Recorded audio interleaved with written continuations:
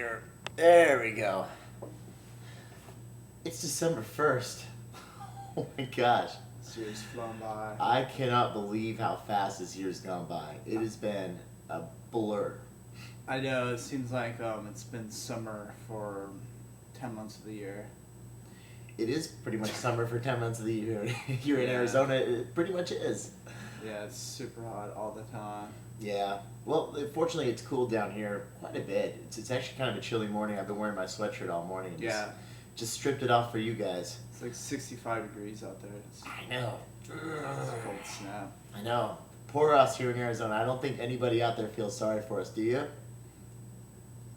Yeah. You want to know what that was? What's that? That was the world's smallest violence. Well, guys, once again, thank you all so much for watching. I really hope you enjoyed the show. I hope you enjoyed the show. It's alright. You know, I liked the sequel. I think it was a lot of fun, and we definitely had a blast shooting it for you guys. Especially, well, I mean, doing what we do. We had a lot of fun, and of course, you know, Jeff, who's the protege, he's just kicking ass, Yeah. or I should say, kicking butt. Kicking butt. Let's keep Yeah. this PG. Yeah, he's doing really, really well. So he's super excited to be a part of this. Yeah. And So is Lindsay, even though oh she my wasn't. gosh, we can't wait for you guys to meet Lindsay. She's actually yet another protege that we've kind of kept under wraps for a little while. She's got an incredible story that we are excited to share with you. So that's going to be a lot of fun. And of course, you know, my favorite part of the whole show was working with the kids. And That was cool. oh yeah, I think that was probably one of your Yeah. favorite parts too. Yeah, it definitely wasn't the cougar event.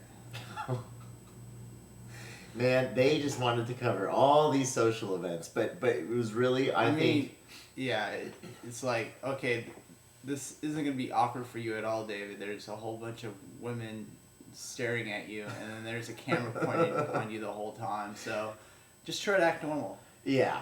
And you know, like it's tough acting normal. I'm sure probably some of you, especially here in the States, you've probably been a few different places where they might have like camera crews in there, and it draws attention. There's nothing you can do about it. So normal And- is all kind of yeah. relative. And I mean, I'm so not a camera person. I mean, I'm kind of dreading this camera right now. you aren't much of a camera person. No, no, Well, you're doing really, really well. You know, we're all I proud try. of you. I try. So yeah, other than that, it was just, we had a lot of fun. Loved working with the kids, and actually really excited about putting together some other stuff for them in the future. So, like we always say, stay tuned. I know it takes a long time for us to finally get things out to you, but yes, finally things are happening. So anyway, I hope you guys are having a wonderful Tuesday, and once again, thank you all so much for. It is Tuesday, isn't it? Yeah. Wow, what do you got going on this week?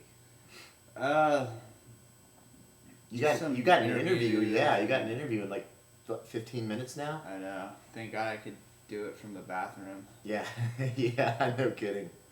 So and then I'm getting ready to head out to LA here in just a little bit, and just working on some other stuff. And gosh, we're jamming around here. Yeah. I wish I could go into detail. I mean, the thing is, our list of stuff to do is actually like this long, but we can only talk about this much of it. So, but you know what we can talk Actually- about? We can answer some questions, and I Yeah. know you guys got a ton of questions coming in. So, also, when it comes down to it, please, if you guys are interested in following along on Reshape the Nation, please check out the program, Frequently Asked Questions. I'm going to keep pouring a ton of the FAQs on there, so you can just kind of see what it's all about. If you got any questions or comments, let us know. Also, for the questions, write into reshapeTheNation@gmail.com. So, what's a question we got going on? And just what do make the sure peeps that wanna you know? make your question readable. Like Oh yeah, Like because a this guy's sentence. reading them. at So least a sentence or two, because it's kind of hard to tell what's a question and what's not. yes, so keep writing in. All right, Yes. what can we help you out with today? All right, today's question of the day. After I walk on the treadmill, I have strong cravings. Why do I do this? Or is it just me? Kristen, it's just you. All right, guys, thanks. That's it for the day. No, actually, it's it's textbook physiology. Keep in mind, the more you move, our muscles, which they account for the majority of our metabolism, they are very, very. God, I can't get this out of my throat this morning. Our muscles are very, very high maintenance tissues. That they're kind of like a girlfriend, in that they require so much of you. And so the more that we use them, and I'm talking about your tissues, like in your muscle tissue, the more energy it requires. So if you think you're hungry after walking on the treadmill, pick up the pace a little bit, and you're going to notice that your appetite's going to go up. It's going to go up a lot later on in the day. One thing I'm really excited for you to move into is high intensity training, because we're going to start with walking. That's always the best place to get started, and less is more. We're talking maybe 10 to 12 minutes. However, as the intensity of your exercise goes up, certain things do too. Keep in mind that post-exercise oxygen consumption, and you've especially for those of you who've done some research on this, we have a lot of fun playing with it now, especially in the physiology world, but it also has a incredible effect on energy levels post-workout. But the more that we can increase that post-exercise oxygen consumption, and that happens with the higher the intensity exercise that we're doing, you're going to notice that later on in the day, and sometimes it's about a 6 to 7 hour delay, that if you say you hit it at 8 o'clock in the morning, by about 4 o'clock in the afternoon, you're going to notice this voracious appetite. So it's a wonderful thing. What I want you to do is, as you're beginning your movement, as you're just getting started, or even for those of you who've been active for a while and you're increasing the intensity of your exercise, let's focus on body awareness. Let's really stop and pay attention to the signals and the messages that our body is sending us. Remember, our body is talking to us all day, every day. Every second of every day, your body is trying to send you signals.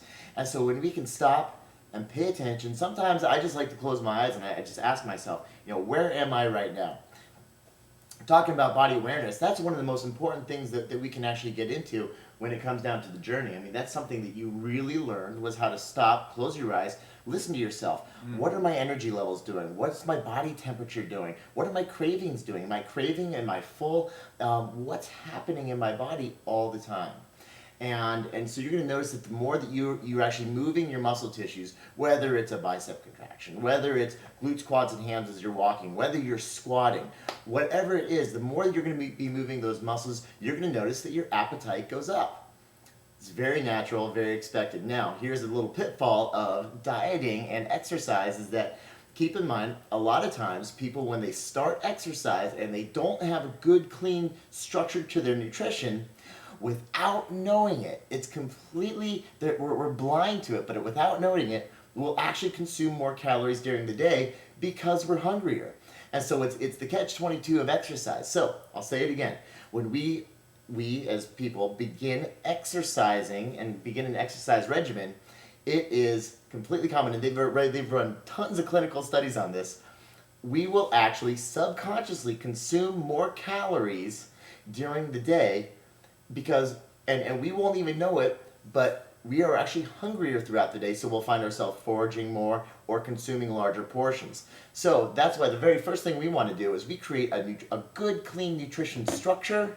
Then we increase our exercise, and that good, clean nutrition structure, it keeps everything regimented, so that as we increase our exercise, we can also increase this incredible calorie deficit, and you can get the results that you're looking for when it comes to fat loss.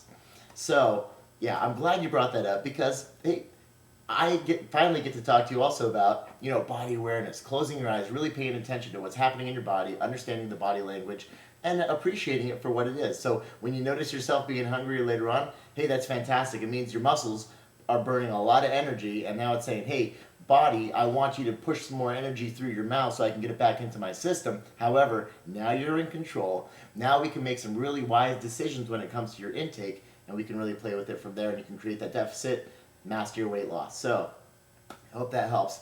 Okay, I know I talk a lot. Those of you who are just tuning in, I hope just get used to it, because I'm like this all the time.